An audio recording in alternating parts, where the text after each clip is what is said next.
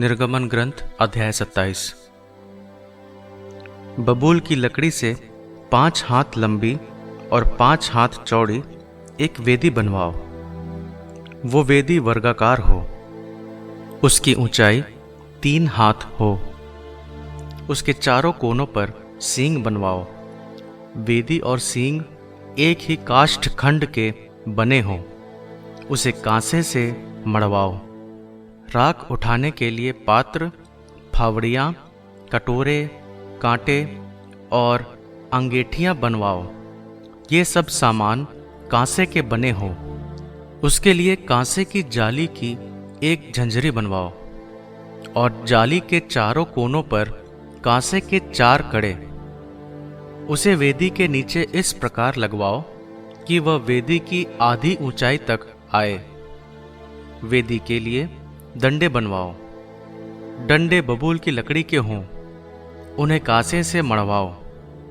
वे डंडे कड़ों में इस तरह लगवाओ कि जब वेदी उठाई जाए तो वे डंडे उसकी दोनों ओर हों।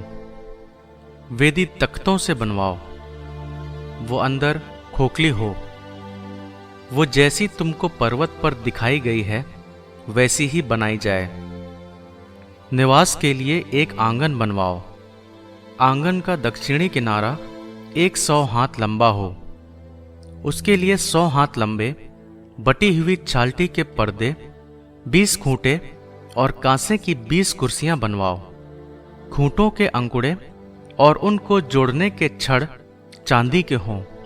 उत्तर की ओर के लिए ऐसा ही 100 हाथ लंबे पर्दे बनवाओ।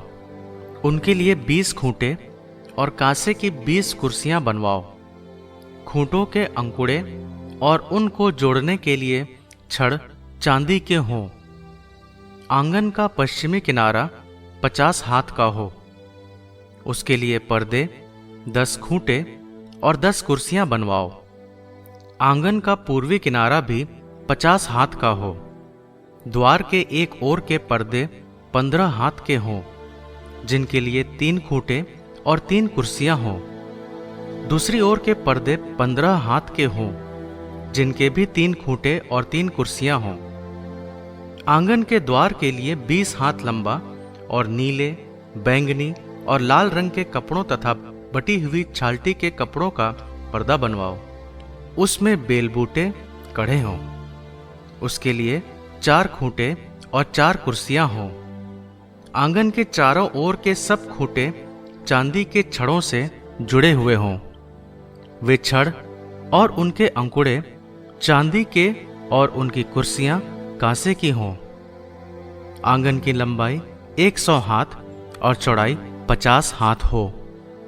बटी हुई छालटी के उसके पर्दे 5 हाथ ऊंचे हों और उनकी कुर्सियां कांसे की हों।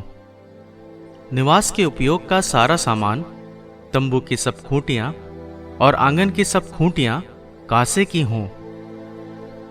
इस्राएलियों को आज्ञा दो कि वे दीप वृक्ष के लिए जैतून का निकाला हुआ शुद्ध तेल तुम्हारे पास लाएं, जिससे दीपक निरंतर जलता रहे। दर्शन कक्ष में अंतरपट के बाहर, जो विधान मंजुषा के सामने है, हारून और उसके पुत्र सवेरे से शाम तक उसे प्रभु के सामने जलता रखें। ये इस्राएलियों के लिए पीढ़ी दर पीढ़ी बना रहने वाला आदेश है।